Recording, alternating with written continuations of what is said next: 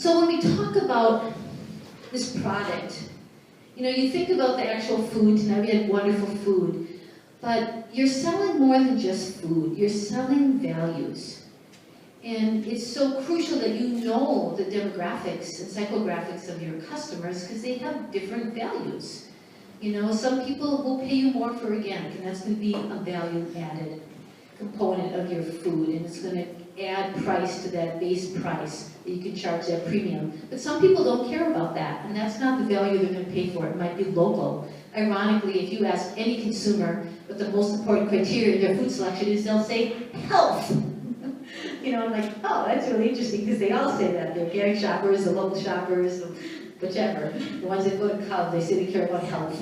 Something like unit packing, we'll look at some of these things and how they add value to that product. If you're trying to get into wholesale markets, what do they really value? Consistency, reliability, quality product, something that's going to last.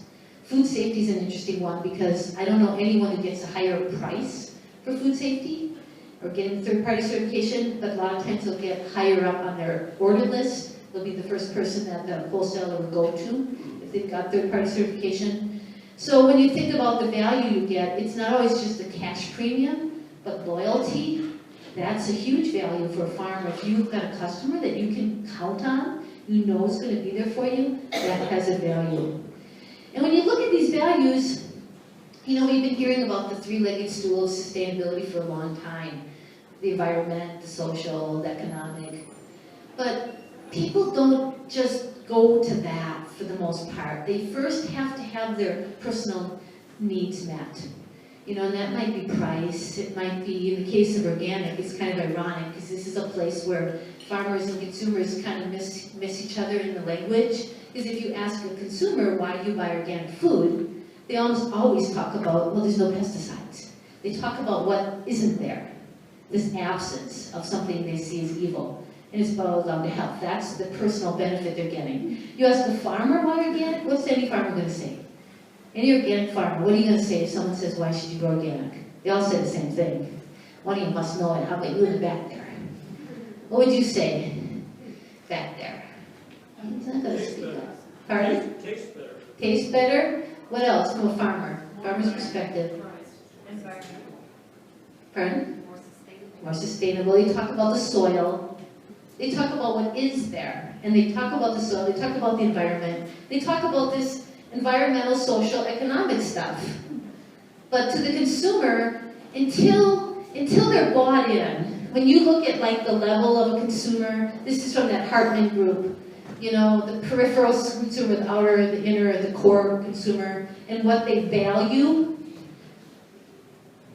it's only those core consumers that are really going to be able to make that decision based on an external value. When they're in that peripheral or outer level, it's going to have to really have personal benefits. So from what I'm hearing about your market here, you don't have really strong developed wholesale outlets for organic and local at this point in time. That in some ways you're at more of a development of systems. Sounds like you're being able, a couple people said they're driving to Chicago, but I know there's 100,000 people here. That's what I was told. And how many of them do you think eat? All of them likely eat unless they're dying. They probably eat. So, like I think back to our farm in the 70s and the 80s, we were really in this development of system stages where nobody knew what organic was. Back when I said I was going to be a farmer or a bum, it was like this whole, it wasn't cool to be a farmer then. Whoever saw this hero thing coming, you know? The farmers were going to be heroes. So we had to do all this work developing these systems. Now our markets are sort of saturated in the sense that the easy markets are saturated, and the beginning farmers kind of complain they can't get in. I was like, well, we couldn't get in either when we started.